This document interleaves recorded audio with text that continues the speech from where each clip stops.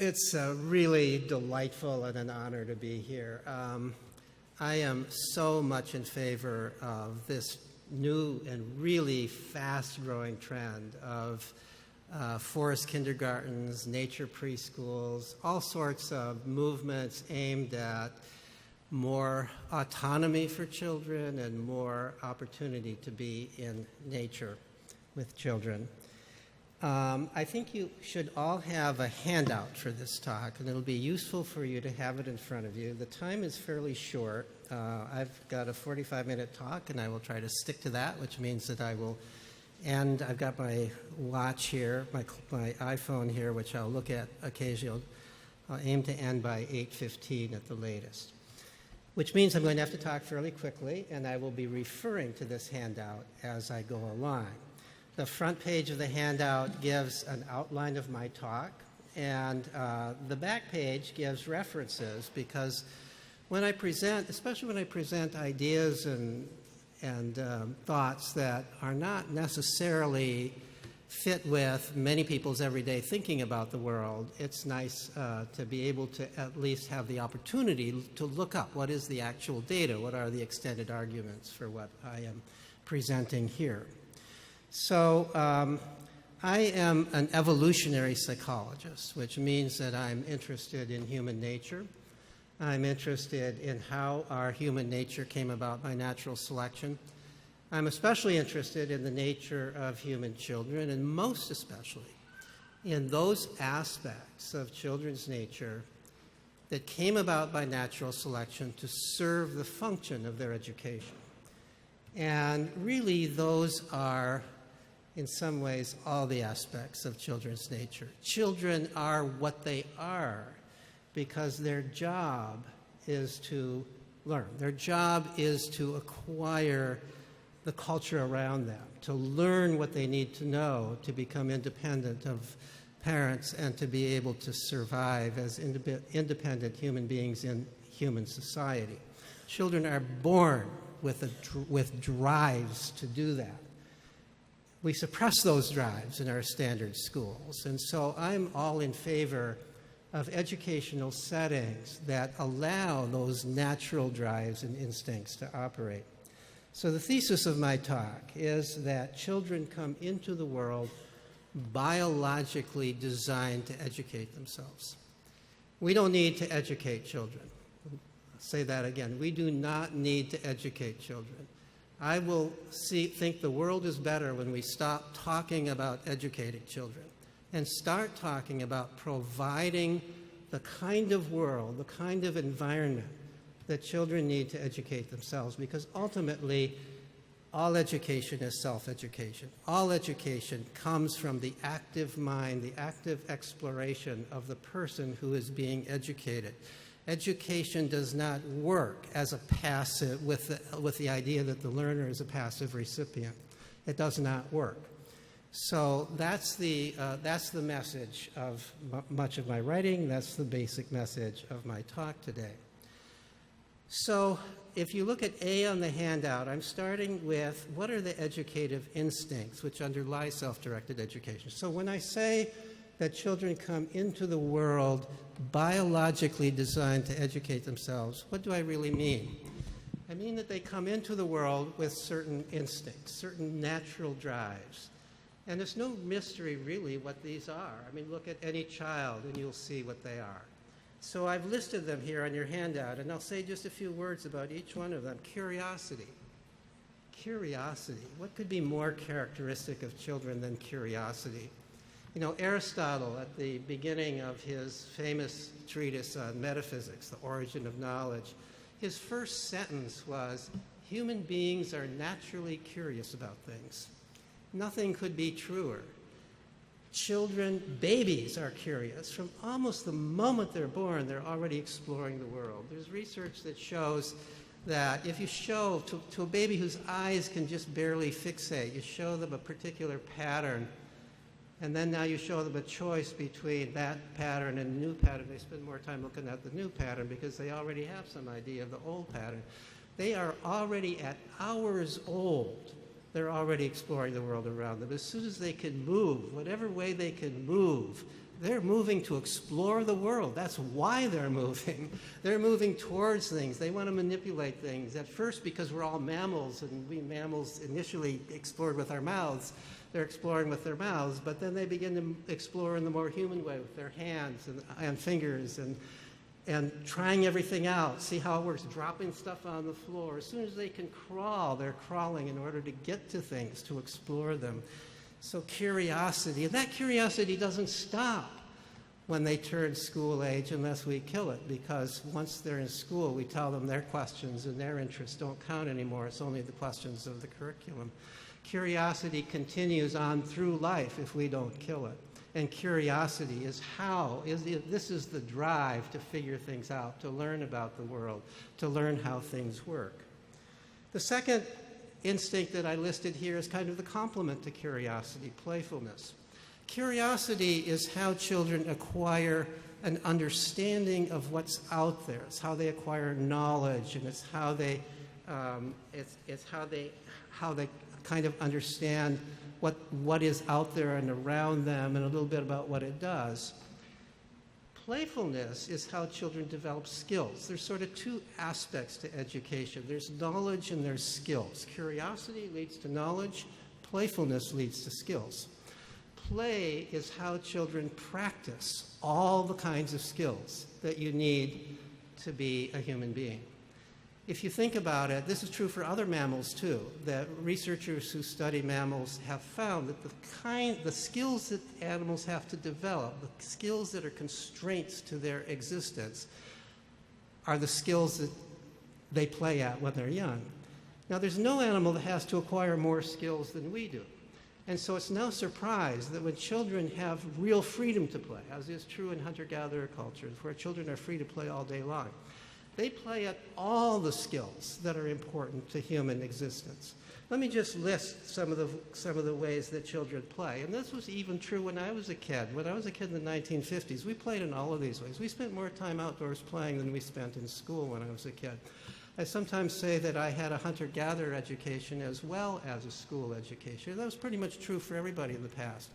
We've taken these opportunities to play away from children today, and unfortunately we're seeing some of the consequences of that now. So here's some of the ways that children play. They play in physical ways, like all mammals do. They chase one another around, they wrestle, they climb trees, they leap, they jump. This is how children get into shape. Children are not designed to lift weights or to run around tracks or to do all of those kinds of boring things that even I hate to do. Children are designed to chase one another around until their sides are splitting, and that's how children keep in shape. They play in risky ways, as do other mammals. And why do they play in risky ways? Why do they climb that tree so high or leap over or run along cliffs and do these kinds of things that we would sometimes wish they didn't because it looks so dangerous to us? It's because that's how they develop courage. They're playing with fear in a certain sense. They're playing, how high can I climb that tree and live to tell the tale? I can climb that tree and I can feel fear and I can master that. And the child who does that is less likely to have a panic attack later on in the face of a real emergency because that child has learned how to master fear. All mammals play in risky ways, and that's why they do it. Today, we are preventing our young mammals from playing in those kinds of ways, and I'm convinced that that's one of the reasons we're seeing so much fear in young adults. It's so much panic attack and people suffering from anxiety. They're not learning courage. They're not having the opportunity to practice learning how to deal with fear because we're preventing them from practicing in those kinds of ways. They play with language. Nobody teaches children their native language. They learn it in play. The first cooing and babbling is always playful. Always playful. The first words are always used in play. They're just used to point things out. They're never used to ask for anything. We play with building things. You know, we're the animal that talks, so we play with language. We're the animal that builds our environment with opposable thumbs, so we play at building things. Children all over the world play at building things. That's how children learn to use those opposable thumbs, how to learn that part of the, how to use that part of the brain that can create an image of what it is you want to build and then go ahead and build it. Children play games with rules. I'm going to argue a little bit later that all play involves rules, implicit or explicit, and that's how children learn to follow rules. We are the animal that has to follow rules. We can't just behave whimsically. We have to behave in accordance with shared conceptions of what it is you're supposed to do. And children practice that all the time in play. We play imaginative games. In fact, all play involves at least some element of imagination. Some play more so than others. Imagination underlies the highest form of human thinking, what we call hypothetical reasoning, the kind of reasoning that philosophers do, that scientists do, that all of us do as we plan and as we think. That kind of reasoning that distinguishes us from other animals, that we can reason about things that aren't actually there, that we can reason about things that might be but aren't as far as we know, or that we've never experienced. Children are practicing that all the time in their imaginative play. They're practicing the highest form of human reasoning. They play with logic, and that's how they become logical. They play with the tools of the culture. Anthropologists have observed that in every culture, children are drawn to whatever is the principal tool of that culture. No surprise, children in our culture are drawn to computers. We shouldn't necessarily resist that. We want them outdoors, but of course they're going to be drawn to computers. Just as hunter-gatherer children are drawn to fire and knives and so on and so forth, farming cultures, children are drawn to farming equipment. We are an information culture. And no child can come into this world without recognizing that the computer is the primary tool of this culture. No matter what you're going to do in life, you're going to be using a computer. Children are naturally drawn to whatever is the primary tool of that culture. This is an instinctive characteristic of children. They look around, what are the tools that people use? This is what I've got to become good at. And no matter how else they're playing socially. More than anything else, children want to play with other children. In most parts of the world, throughout most of history, children always played with other children. The idea that children would play with adults is a modern idea that came out of our isolated nuclear families where children no longer have the opportunity to associate with other children away from adults. Children are driven to play with other children, and there's a very good reason for that. Because of all the skills that I've listed, the most important skill that human beings have to learn is how to get along with your peers. How to get along with other people without some authority figure solving all your problems for you. This is the skill that you have to develop if you're going to live a happy and meaningful human life. You can't have a good marriage if you can't do it. You can't have good work partners if you can't do it. You can do fine in this world if you can't read, but you cannot do fine in this world if you don't know how to make friends, if you don't know how to compromise, if you do not know how to detect whether your colleagues are having fun or not. And children are practicing that all the time in social play, and that's why they are so driven to play with other children, and that's why it's so important that we let them play with other children without our being there. Without our being there to solve their problems for them, because the only way they learn how to play socially and get along with other people is by having to solve those problems themselves, which children have always done throughout the history of humanity until very recently in our society, when we have begun to prevent children from doing that. Third characteristic of third educative instinct that I have listed on the handout is sociability. So we are the most curious animal. We are the most playful animal. We are, at least among mammals, I would argue, also the most social animal. At least in the most varied ways we're social. We absolutely depend upon other people. We absolutely depend upon getting along with other people. And one of the reasons we are social is that we become educated through our sociality. Not in the sense of anybody deliberately teaching us, but in the sense that every child comes into this world curious about the world, but especially curious about other people. Paying attention to other people, looking, seeing what they're doing. One of my colleagues is an anthropologist, David Lancy is his name, who's probably the world's expert on children's learning throughout the world. He's studied children in many different cultures. And he argues that the primary way children become educated is by watching and listening. They pay attention to what's going on around them. Children learn more by overhearing adults than they do by what adults tell them in the form of teaching. Children learn more by watching people, not just adults, but other children as well. Children are keenly attuned to that unless we drive it out of them. by virtue of putting them in educational environments where their active watching and listening and learning through their own means is squashed, and they are only taught through the verbal, directive kind of teaching that we unfortunately have in our schools. So that's sociability is really this drive to connect with other people, but also this drive to know what other people know. Children want to know what other people know. And they also, interestingly, kind of want other people to know what they know. This is what communication is all about, and this is why children learn language. And as children learn language, they are using language very early as a means of educating themselves and educating each other. The fourth characteristic I've listed on the handout is one that might surprise you a little bit: willfulness. Willfulness. Children are willful. You know, they're curious, but they want to be curious about what they're curious about, not what we tell them they ought to be curious about. They want to play, but they want to play in their way, not the way that we might want them to play. You know, they are sociable. They want to socialize with who they want to socialize with, not necessarily who we make a play date with for them. Children are willful. There's nothing more obvious about children than they're willful. Beginning around age 2, the terrible twos, their favorite word is no, I'm not going to do that. The hunter-gatherer cultures that I've studied celebrate this. The willfulness is valued. We went through a terrible time in history where willfulness was regarded as next to sinfulness. And in fact, one of the primary purposes of schools as they were developed was to drive the willfulness out of children. Obedience training was the primary purpose of schools. And quite literally, the early schoolmasters were instructed, your job is to beat the willfulness out of them. And quite literally, it was beating. We no longer generally beat physically, but we now beat psychologically to beat the willfulness out of children in our schools. So willfulness, I would argue, is fundamental to children's education. The primary drive, the primary purpose of childhood is to learn how to become independent of adults.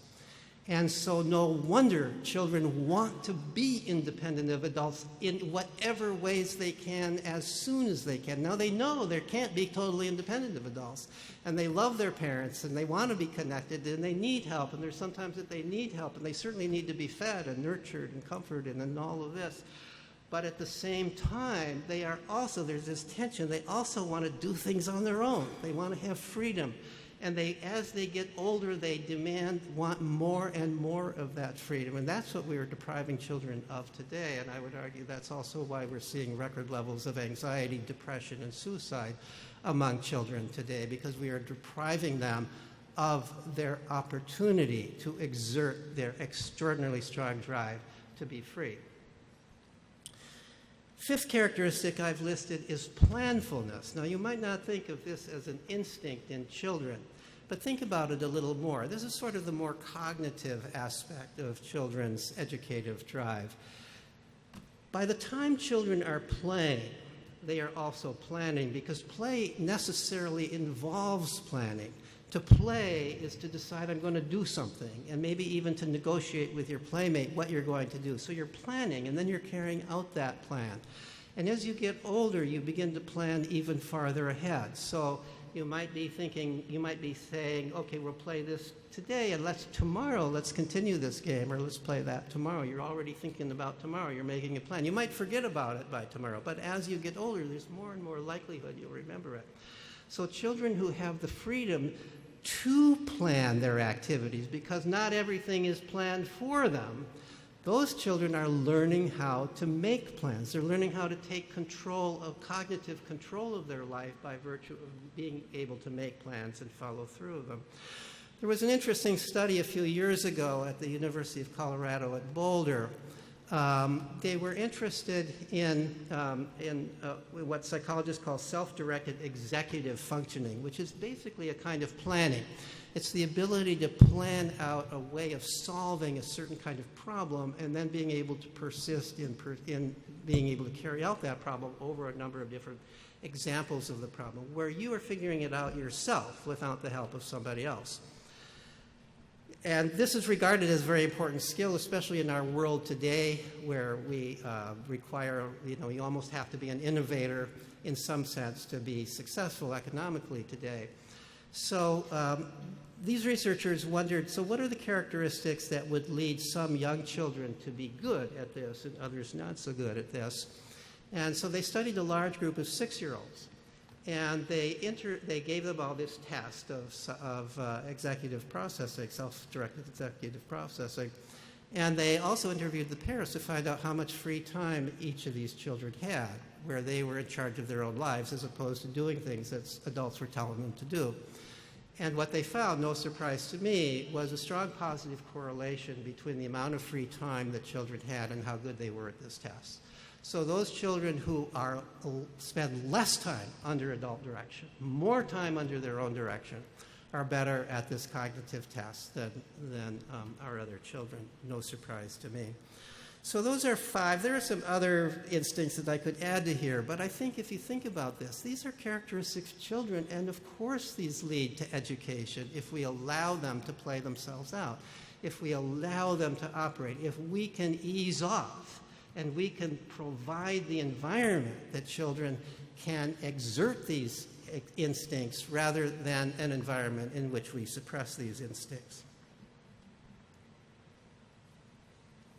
So now I'm on B, research evidence that self-directed education works and not just for little kids. Because of the time constraint, I'm going to be very, very brief here. I have ample references on the other side of the page, mostly my own research, but also some other people's research. On self-directed education, I began to get interested in this in really quite a number of years, about 30 years ago. And I've studied self-directed education in 3 different contexts. One is in hunter-gatherer cultures. I have never lived in a hunter-gatherer culture myself, but the way I went about this was to interview anthropologists who had lived in hunter-gatherer cultures. Most of them had been living in hunter-gatherer cultures back in the mid-20th century, from roughly 1950 through 1980. This was a great era, a great time for anthropologists to trek out to parts of Africa, parts of Asia, parts of South America, and so on, and make contact with people who were living pretty much in isolation from Western society, from modern society, living pretty much in the same way that we believe human beings were living prior to the invention of agriculture, which is about 10,000 years ago. So during 99% of our history as human beings, we were all hunter-gatherers. And so it's interesting to know how these people who managed to survive as hunter-gatherers into modern times, what is their life like? And I'm going to be very quick here because my primary interest was, what is the life of children like in these cultures? And what's interesting, my study, I interviewed 10 different anthropologists who had lived in 7 different hunter-gatherer cultures on 3 different continents. And what was remarkable to me was the similarity of their stories. And I've since heard similar stories from other people. The similarity of their stories. In every single one of these cultures, the understanding is that children are in charge of their own lives. Adults do not tell children what to do. They don't control children's lives. Another term for these societies is egalitarian societies. They are the only truly egalitarian societies anthropologists have ever found. They don't have bosses and employers. They don't have chiefs or big men. They make all their decisions by consensus. And part of their egalitarian ethos is of extreme respect for individual autonomy. And that respect holds for children too. They don't tell children what to do. This is really quite remarkable. Let me just read to illustrate this, because it was surprising even to me, and it was only when I heard it from a number of different anthropologists that I began to actually think this is not an exaggeration. This is what these people are really observing. Let me just read a couple of quotes. So here's one anthropologist who happens to be studying a group in South America, but she's talking about hunter-gatherer cultures in general based on a review of the literature.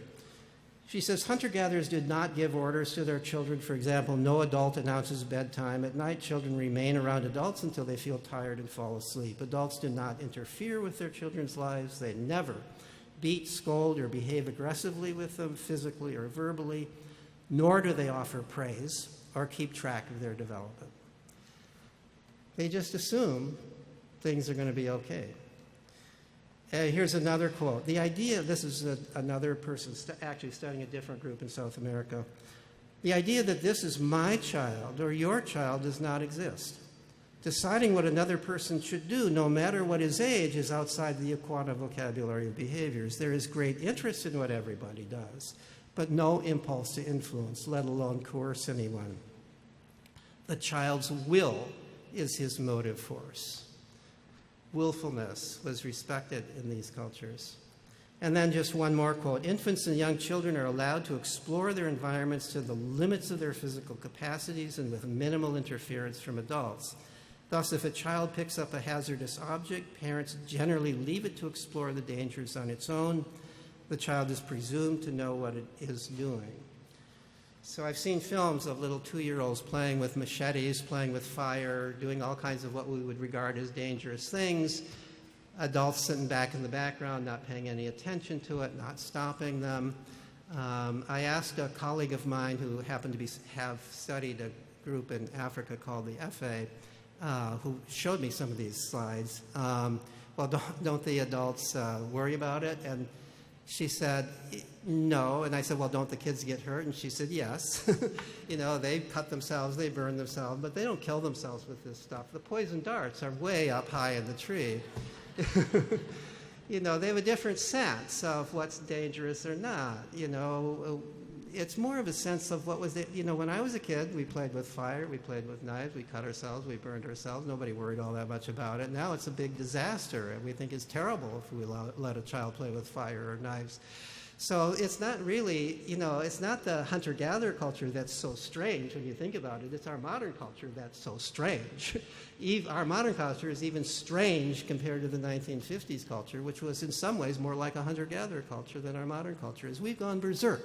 We've simply gone berserk in our protectiveness of children and our belief that children are better served by our constantly being in their face than they are by getting away from us and having the opportunity to have some private life and have some opportunity to figure things out for themselves.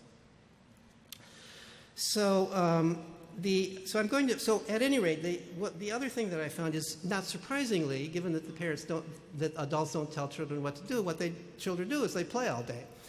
And interestingly, when I asked the anthropologists what they played at, it was pretty much a list of the things that you would think children have to learn in that culture. So in a culture that uses dugout canoes, they played at making and using dugout canoes, among other things.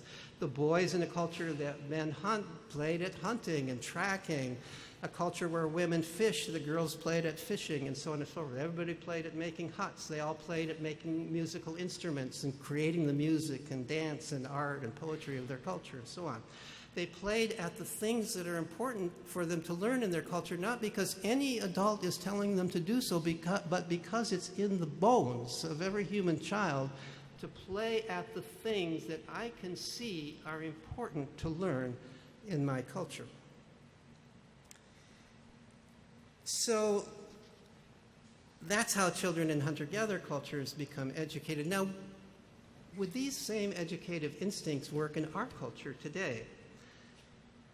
It's not obvious that they would, because our culture is very different in many ways. There's a lot of the very same things we have to learn. I would say most of what we have to learn also has to be learned by hunter-gatherer cultures. The most important things, how to get along with other people, how to control your emotions, so on and so forth. These are the really important things. But there's some things in our culture that hunter-gatherer children don't have to learn.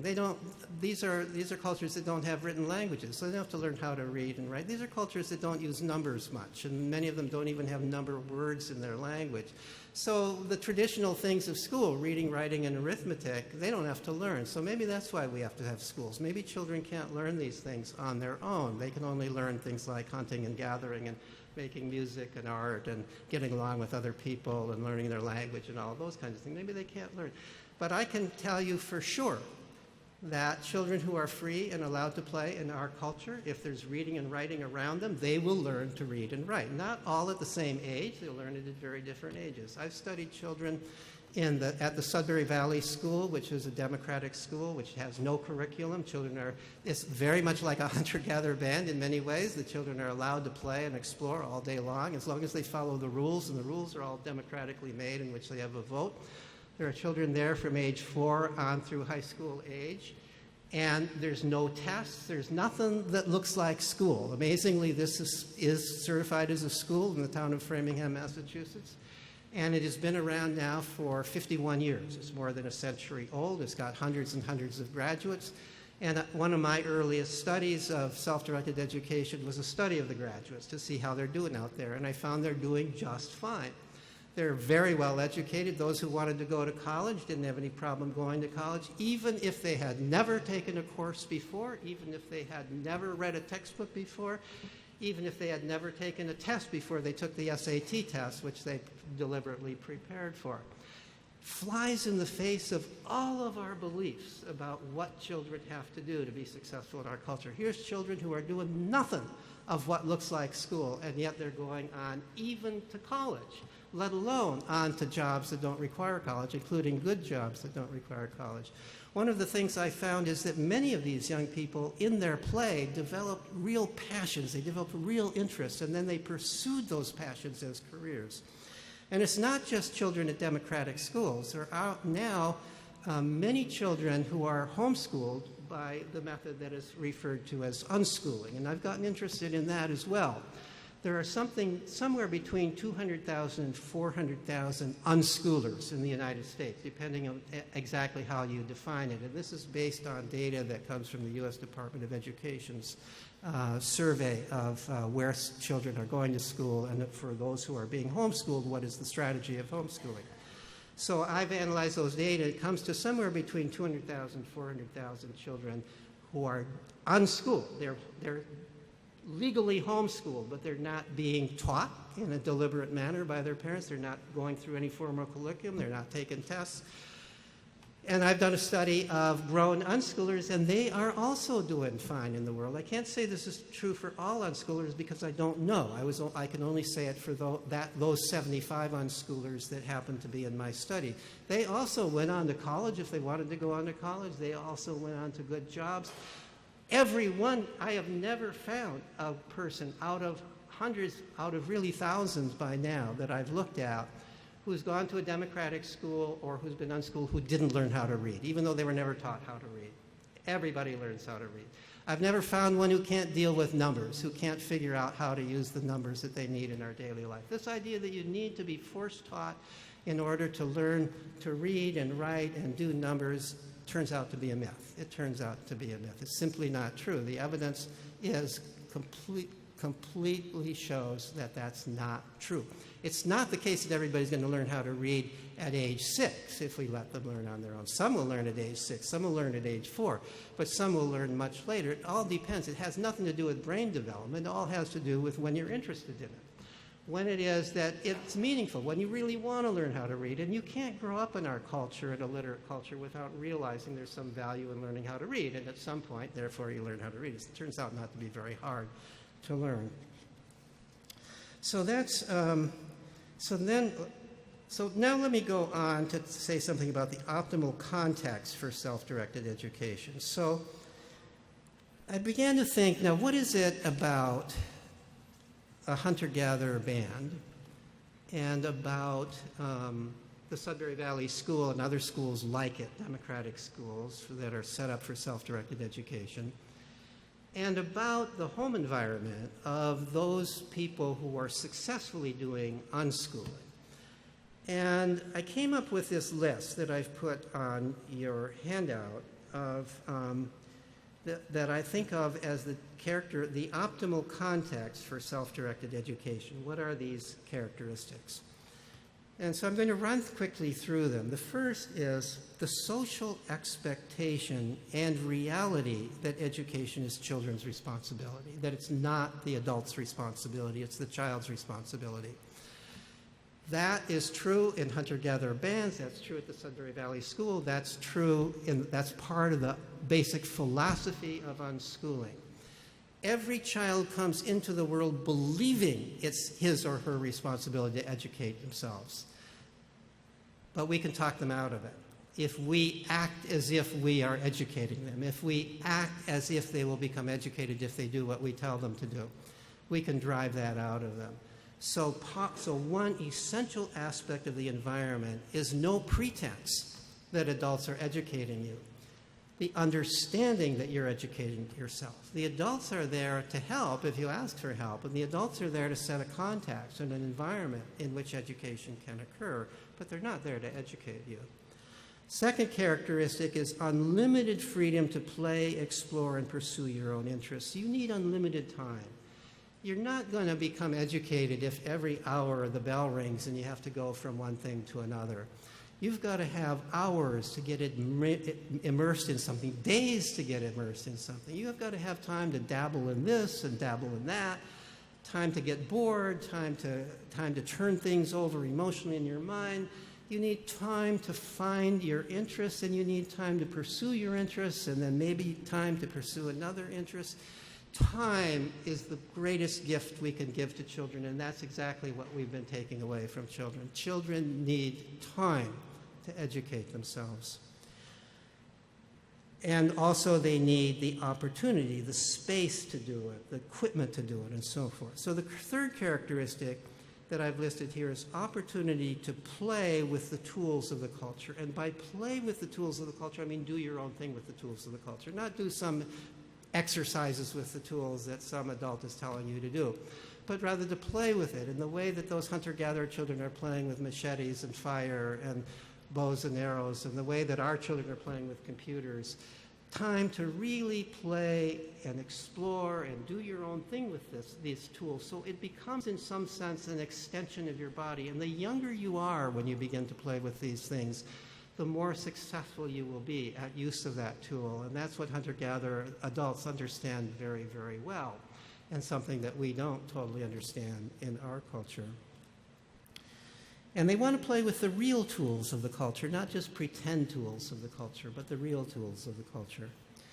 The fourth characteristic is access to a variety of caring adults who are helpers, not judges. Notice there's a number of key words here. One is variety, not just one adult, not just two adults, but a variety of adults. That doesn't mean that these adults have to think of themselves as being in charge of the child, but be available to the child. The child in a hunter-gatherer band can go to any of the adults if the child wants to help or needs a lap to sit in or wants to watch them do something interesting. Any of the adults will accept that.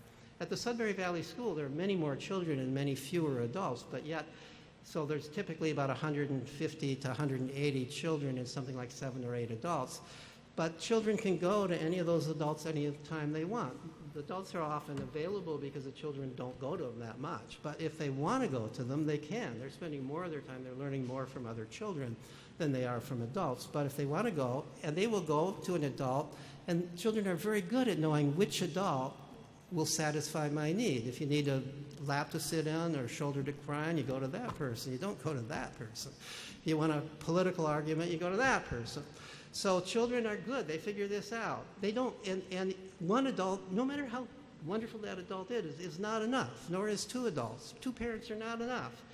That's one of the meanings of it takes a village. It's not that it takes a village to nudge children into the paths of righteousness. It takes a village to provide enough different models of what it is like to be an adult, so you can experience different models. It takes a village also to have enough children to form playgroups, so that you've got, because that's the most important source of learning for children, is other children to play with.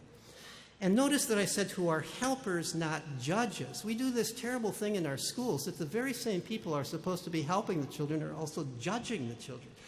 You can't really be honest with somebody who's judging you, right? I mean, you go into impression management mode when you're with somebody who's judging you. If somebody's going to decide whether you get an A or a B or a C, or whether you pass or fail or make it or don't make it, you're not going to be real honest with that person about all the things you're not good at. You're going to want to put on the best show you possibly can. You want to show off to that person. You can't have a genuine relationship with somebody who's judging you. So therefore, at a Sudbury school, and the same applies for parents in unschooling situations, and the same is certainly true in hunter-gatherer cultures, There's no judgment of the children. The children are just allowed to be. They're not comparing children to see who's better at this or who's better at that, and so on and so forth. So that's a big part of it. Judging makes you anxious, and anxiety inhibits learning. Fifth characteristic, and this is the one that actually, if I had more time, I would elaborate on because it's been a focus of much of my own research, is free age mixing. Children, this segregation of children by age is a modern thing.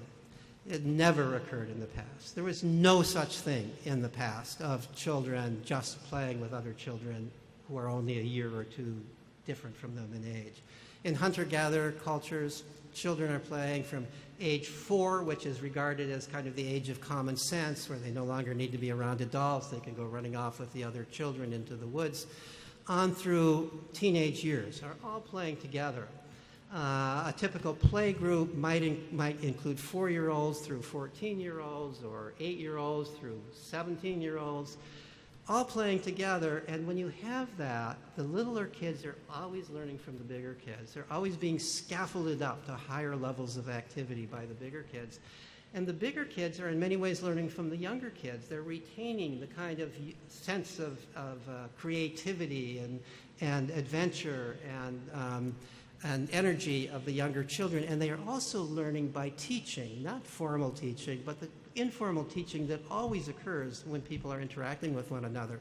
So as they're helping younger children do things, they're explaining things. And when they're explaining things, they are consolidating those things in their own mind. Anybody who is taught knows that you learn more by teaching than you do by learning, by being taught. And this is true in all sorts of natural interactions.